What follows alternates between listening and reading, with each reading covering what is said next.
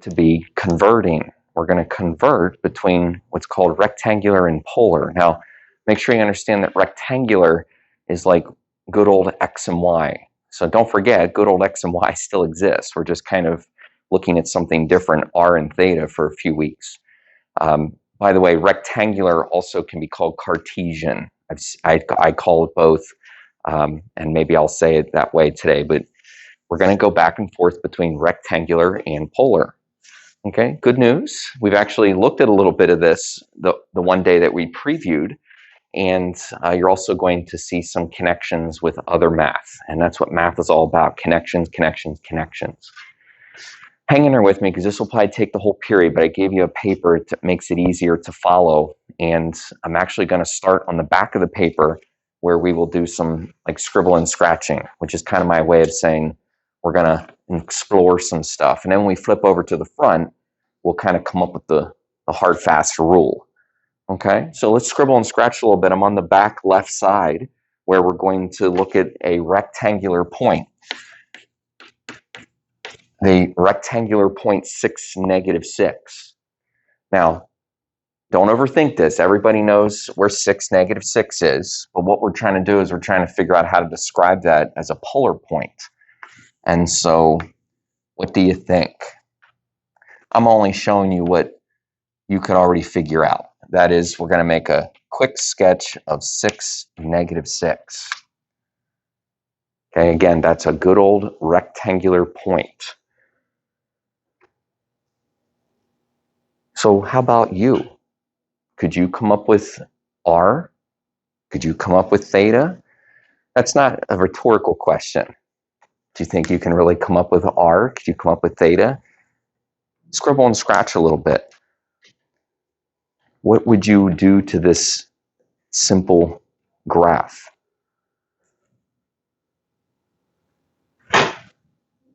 How could you put in R? How could you represent theta?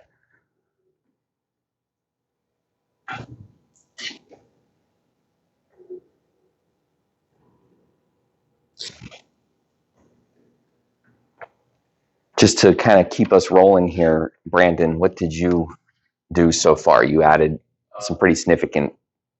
I just did 6 squared plus 6 squared, get 7 here, and square root of 7. Okay, now good. Can you take us back a second? You did something in your diagram. Just want to make sure people.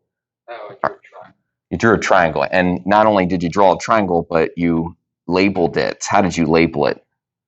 Such as the legs, right? Yeah, just 6.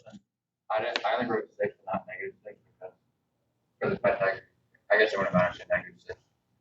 Yeah, it's good. Technically, we should call it -6, but you're right. The Pythagorean theorem. Oops, we just kind of gave away. Well, keep scribbling, scratching. You're trying to find R. You're trying to find theta.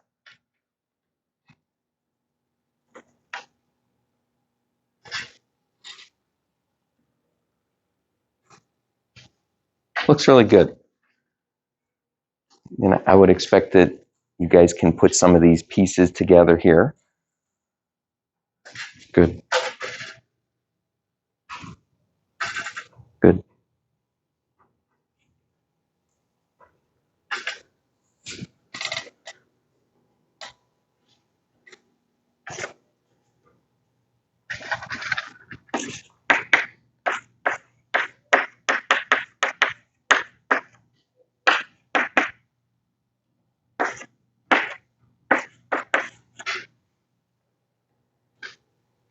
The Pythagorean theorem looks like it's rolling along nicely.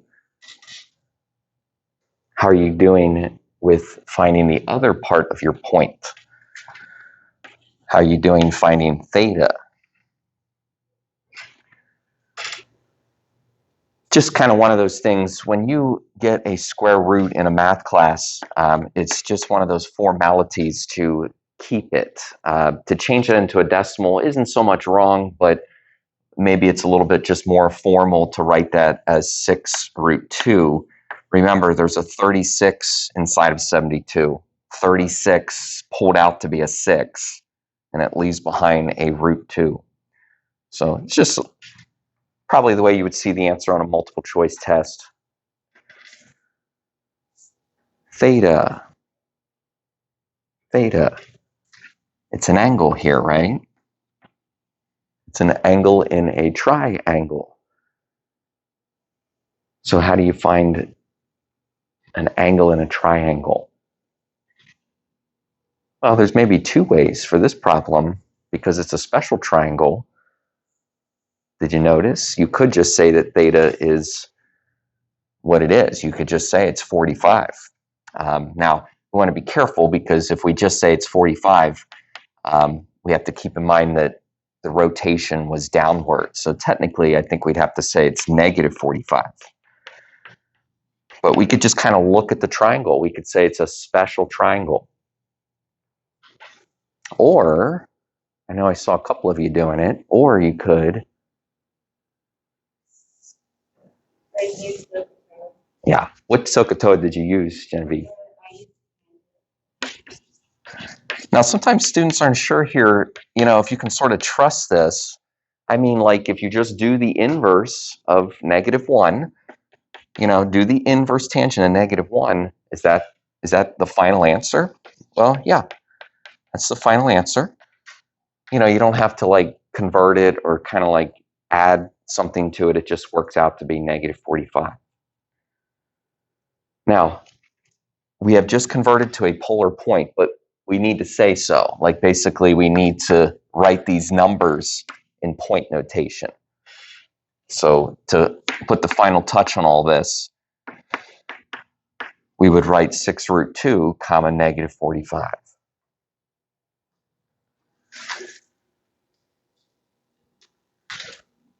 Whether you realize it or not, you followed, I guess you could say, a little bit of a formula or a little bit of a rule, which if you flip back over to the front, we can kind of make that official.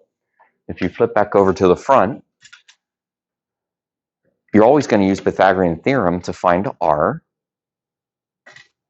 So r equals the square root of x squared plus y squared. Again, that's a little Pythagorean theorem. And then the theta comes from an inverse tangent.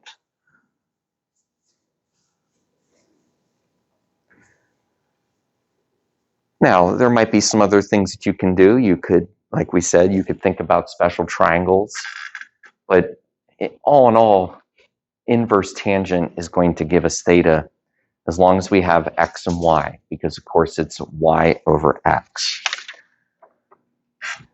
Now, everything should seem sort of hunky-dory here. Everything should seem like, all right, yeah, I can convert. And I'm not saying you can't, but I am saying, I'm on the front of the paper now, I am saying to convert this point with some caution. Just kind of proceed with caution, okay? Work zone ahead. Can you take -3, -5? Can you convert it to polar?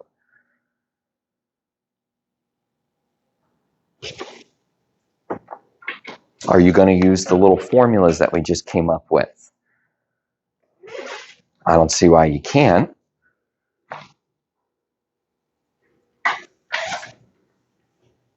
Are you going to make a little sketch?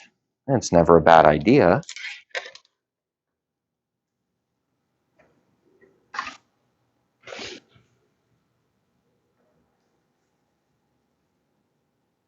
But proceed with some caution.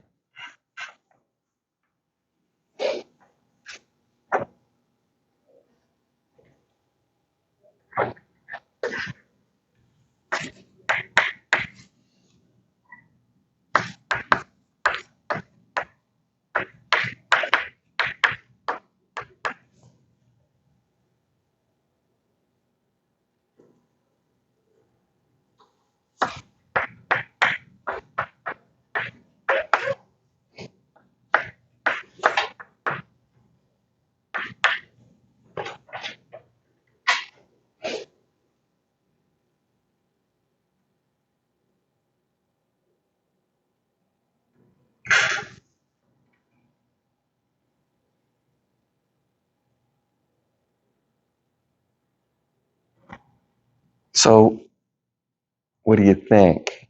Make sure you're squaring negative numbers carefully. That's not really what we need to be cautious about, but -3 squared is 9, Negative 5 squared is 25, not negative. So we end up with 34, or that is root 34. You can't break that down. There's no perfect number inside of that. So just leave it as root 34.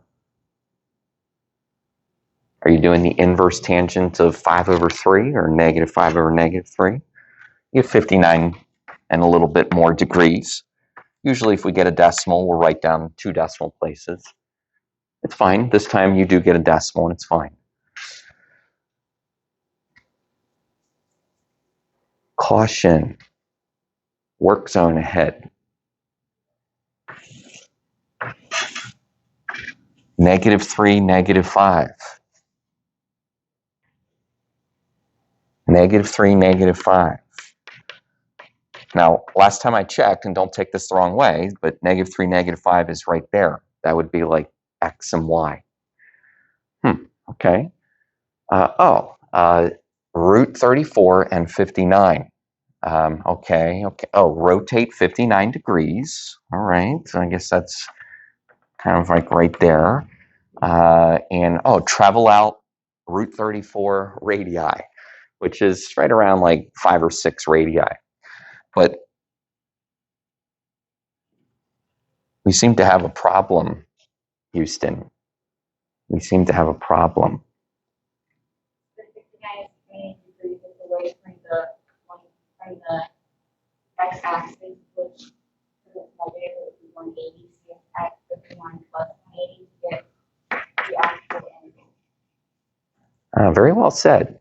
Just letting students process that. 59 degrees is actually from the x-axis. We could throw in the word reference angle, kind of like the reference angle right here. So we have to add 180 to add my words to fix it. If we add 180, we actually will get the whole way over here to the actual angle. Well, geez, I wonder why we had to add 180 this time, but we didn't have to do something like that over there.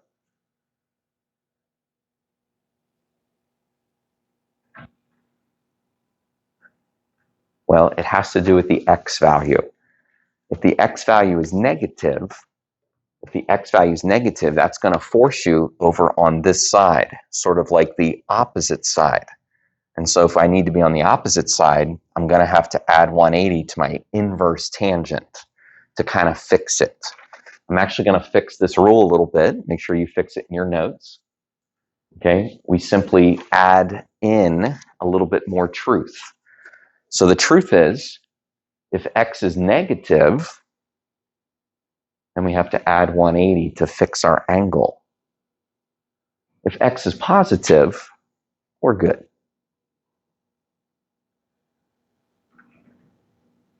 So I was asking if you make it a negative angle, like if you did negative 120.56. Good. There are other ways to fix it. You could have made the negative angle. In that case, you actually would have subtracted 180.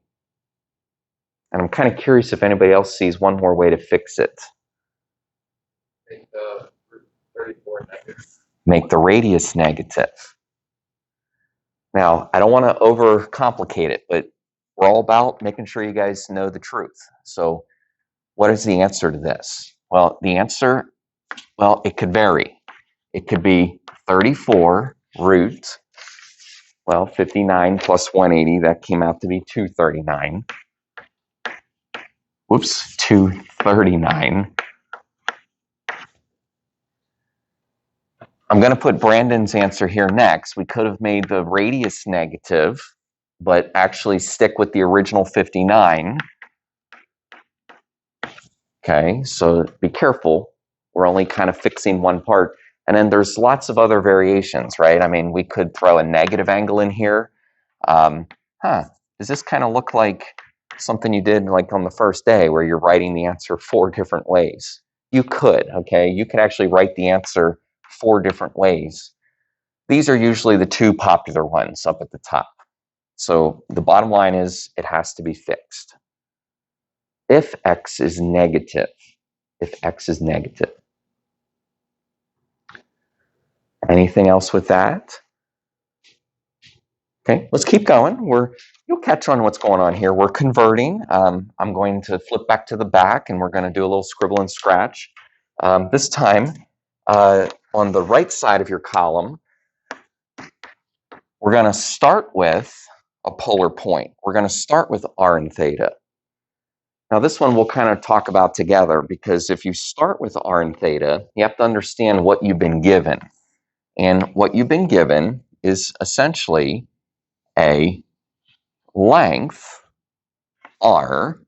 You've been given a length r out to that polar point, and you've been given a theta, an angle. It kind of seems like what we've already done, but it's backwards, because now I want to find x. Now I want to find y. And again, your brain has to kind of be thinking, okay, I'm given r and theta. How can I find x or y? What function relates r, theta, and x? What function will help us to find x? Because it uses r, theta, and x. You got to pull out that SOHCAHTOA tool again, and this time you're going to pull out the one that uses adjacent and opposite. Adjacent, opposite, cosine of theta. Now, if you're a little lost, kind of like where we're trying to go to x. And so all you got to do is multiply r to the other side, and you get r cosine of theta. Take a look. It uses what we're given. We were given r, we were given theta. Okay, and that'll give us x. That'll convert to x. Are you ready to do the same thing over here? What trig function relates r, theta, and y? And can you write it? And can you solve for it?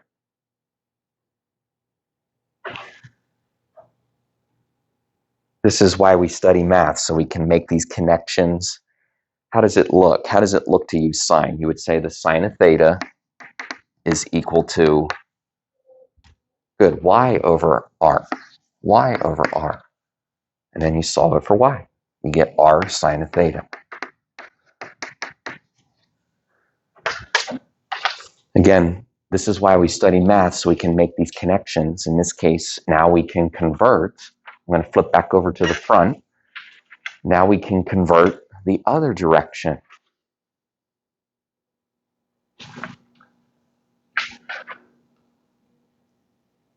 Give your brain kind of a chance to catch up, because now you have r and theta, and you're trying to convert to x and y.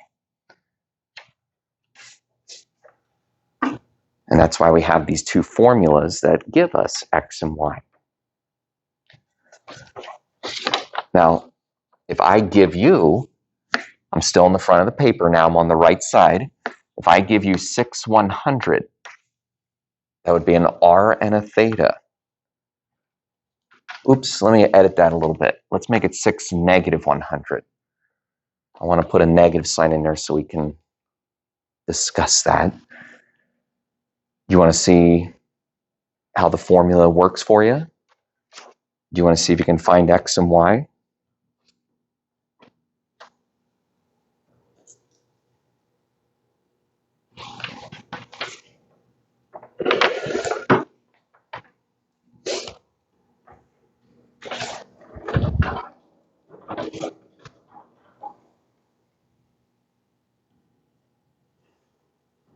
You should be using a calculator.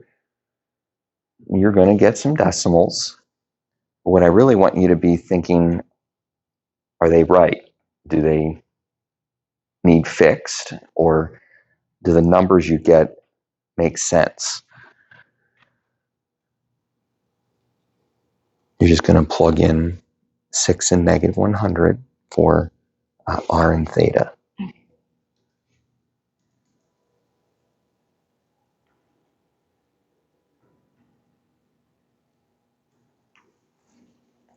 get your answers, as we say, do they make sense? Meaning, are they both in the same place?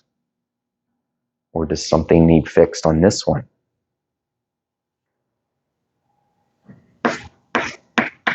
How'd you set up x here, Ryan? For x, you would do... Good. And when you pop that in your calculator, you get -1 and a little bit. -104. How'd you do y, Julia? Okay. And what do you get, like -5?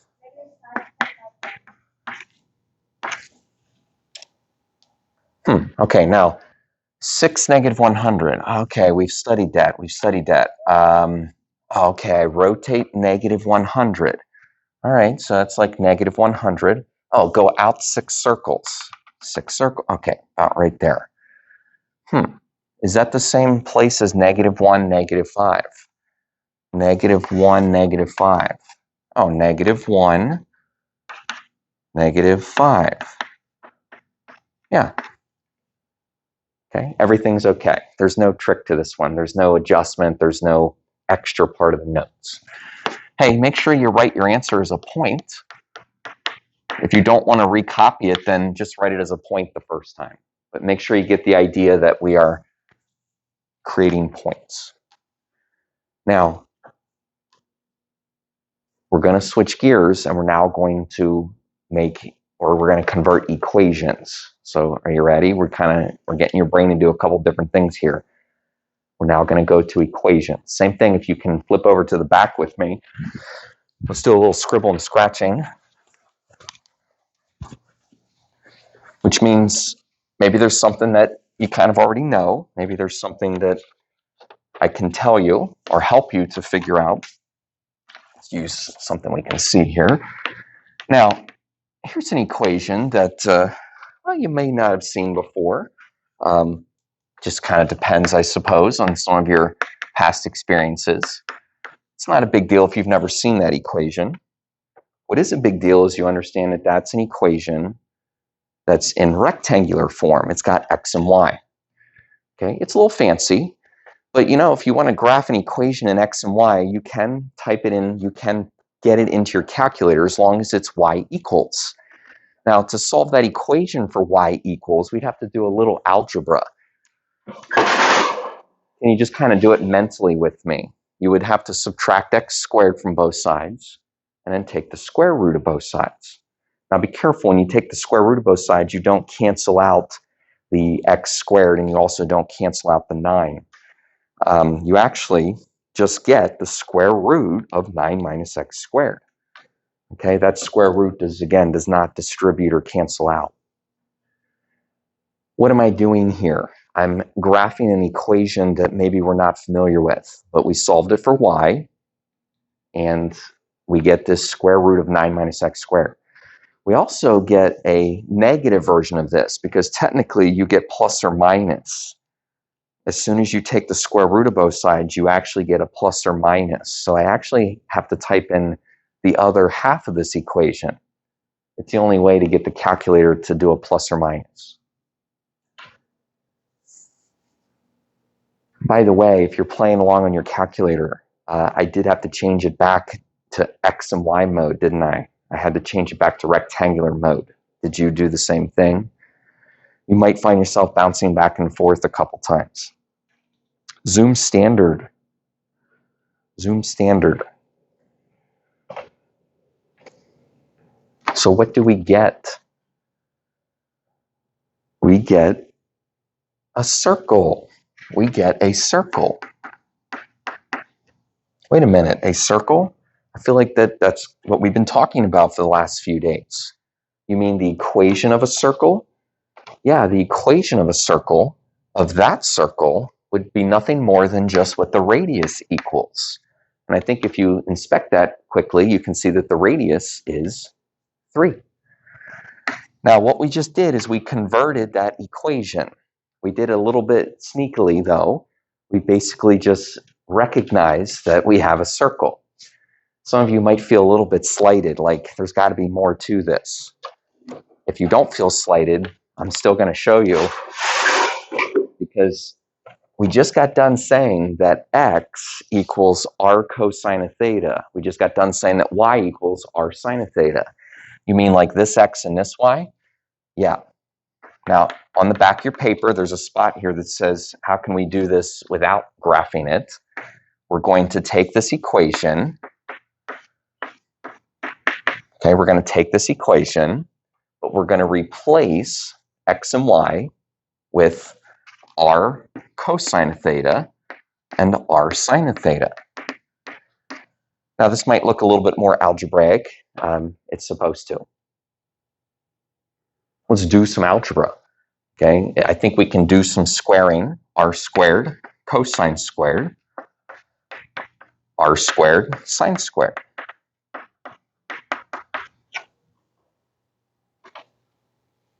Where is this headed? Well, stick around and we'll keep unveiling here, but it's kind of neat. I'm hoping you can make some of these connections. Like algebra would say that r squared is repeating. Anytime something's repeating, you can factor it out. Okay, so we're just kind of checking out some algebra, hoping that something's going to happen here. So we factor out an r squared because it's repeating. And would you take a look at that? Take a look at what? Well, look, sine squared plus cosine squared. Sine squared plus cosine squared, does that still equal 1? Yes, it's always equal to 1. It doesn't matter if we're talking about polar math or whatever kind of math, as long as we have sine squared of theta and cosine squared of theta. Well, we learned last chapter, of course, that equals 1. Wait, r squared equals 9? Which means r equals 3? Well, yes, the same r equals 3 that we got right here. Okay, now we converted an equation. We converted it 2 ways. One way was like looking at the graph. The other way was doing a little bit of algebra. And that's kind of what's up next. We're going to convert some equations. And although this will be our primary method, if you flip back over to the front, our primary method will be to replace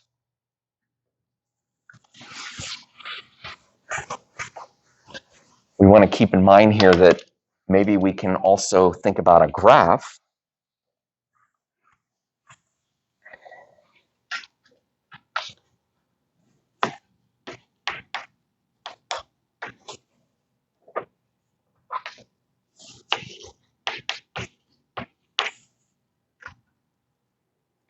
Now, remember, we've kind of, I don't want to say shifted gears, but we've changed what kind of given we have. Now we have an equation. So y equals 3x. That's a regular old rectangular equation like you learned in Algebra 1. It's got a slope. It's got a y-intercept. It's a line. Okay, well, let's see what we can do with turning this into polar. Okay, now if we follow kind of these little, basically this little rule, we'll be able to take the y and we'll be able to turn it into an r sine of theta. We'll be able to take the x and turn that into an r cosine of theta. So we do a little bit of substituting. Again, I'm on the front of the paper, the next example down there. Now, one might look at this and kind of say, what in the world should I do? Let's kind of clean it up a little bit. Let's move some like terms together. And I'm going to just give you a little nudge and say that we want to move and divide the r cosine over there with the r sine. Now, do you see why we did that? If I divide, yes, I'm left with 3, but over here is where the action's at. Over here, the r's cancel, and I'm staring smack dab at sine over cosine. Sine over cosine is equal to tangent. Now, to say that tangent of theta equals 3 is to say that the inverse tangent of 3 would equal theta. And if you're a little quick on your calculator, you might want to punch in the inverse tangent of 3. I just kind of want you to see the type of answer you get. It's an angle. It's an angle. For some reason, I only have one decimal place. What's 2 decimal? 5.7. But the point here is we now have another version of a line, right? This is a line that has a slope of 3. A line that has a slope of 3 from Algebra 1. This is a line that has an angle of 71. Hey, kind of neat. An angle of 71 is the same as a slope of 3. Little connection there. Okay? Again, an angle of 71 is the same as a slope of 3. And of course, we converted. We converted it to polar. Having fun yet? Let's look at another one. That was a rhetorical question, but you can answer it. Let's try to convert y equals -5. Y equals -5. Now, y equals -5 is also an equation. It's just a little simpler. But I can still substitute r sine of theta in for y. I can substitute it in for y. The only problem here is I don't get kind of some fun canceling. Yeah, I don't get any fun canceling, but what I can do is I can move sine over to the other side, because that way my equation will at least be r equals. R equals is the normal way to write an equation, if I can. So, r equals -5 over sine, or r equals -5 times cosecant. That would be a little better also, because we don't have a fraction. So please interpret the sine in the denominator as a cosecant. Now, that's your final answer, but what is it? What is r equals -5 cosecant?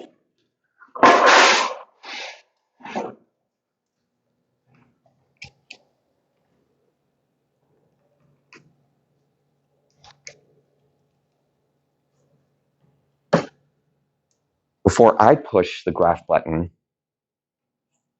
what did you remember from Algebra 1 about y equals -5? What kind of graph is that?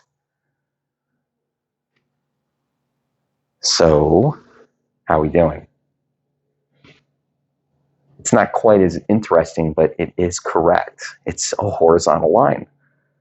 Okay, we wrote a horizontal line using polar. R equals -5 cosecant.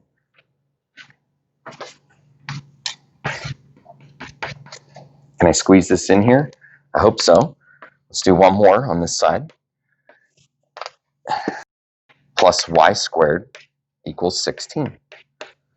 X squared plus y squared equals 16.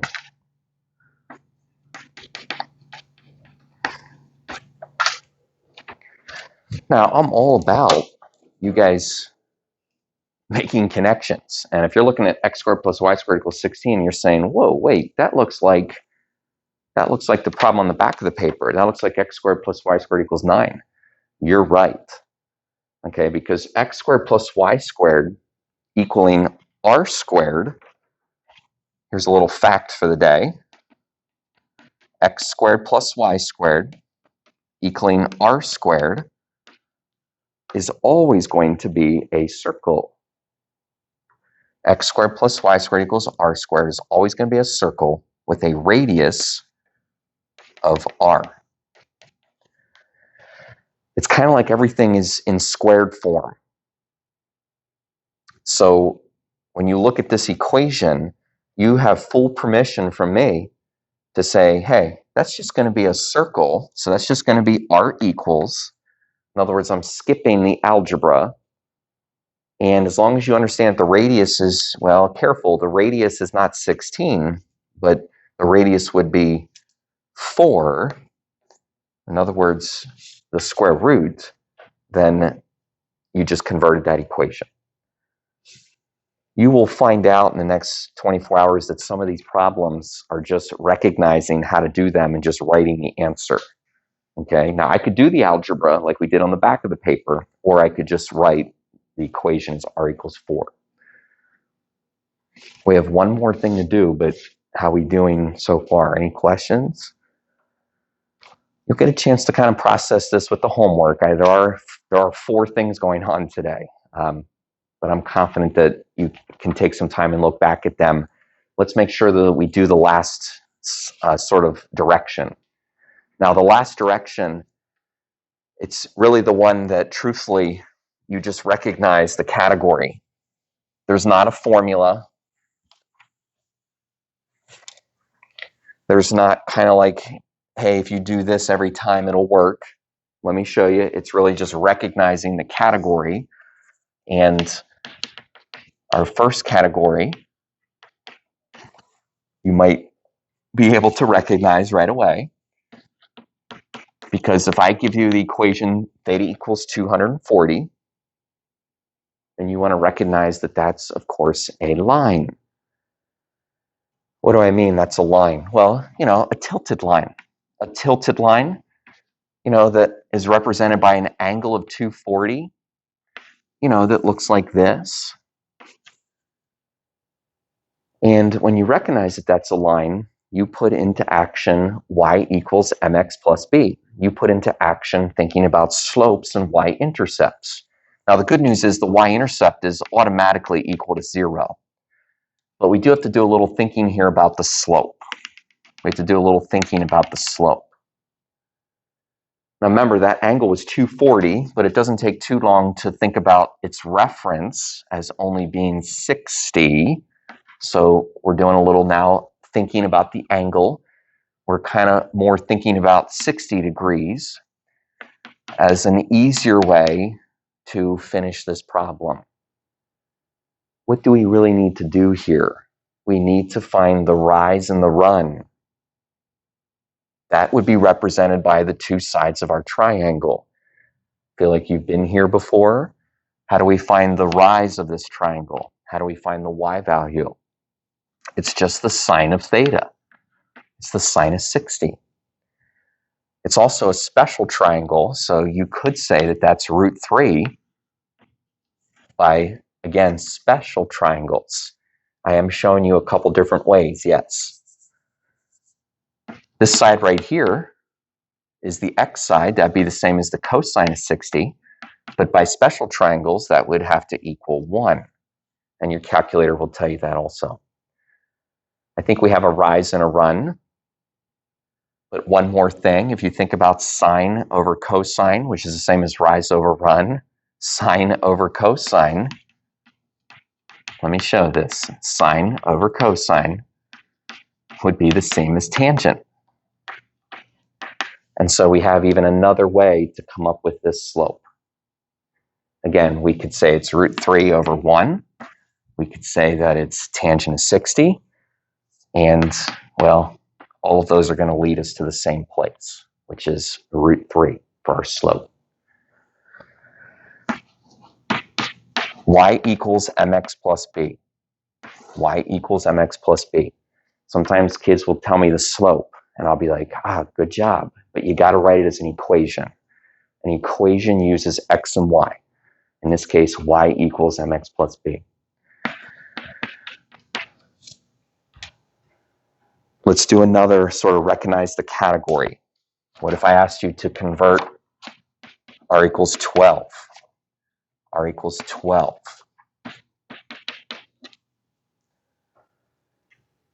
Just to be completely honest, if you see r equals 12 hanging out, you have to say, okay, I know what that graph is. That's the graph of a circle. So we need to change it into circle form. What's circle form? It's x squared plus y squared, like every time. Yep, you can just write x squared plus y squared equals r squared. So equals 12 squared. Now, you should change that to 144. So if you want to do that right away, you can, because the final answer is x squared plus y squared equals 144. It's almost too easy, but that is if you recognize the category, if you recognize that that's a circle. Okay, there's no algebra, there's no like fancy steps. I suppose the only thing left you could do is to make a graph. I don't have time to do that, but if you made a graph, you would see the same thing. You would see a circle. All right, last one. I hope the bell doesn't ring on us here.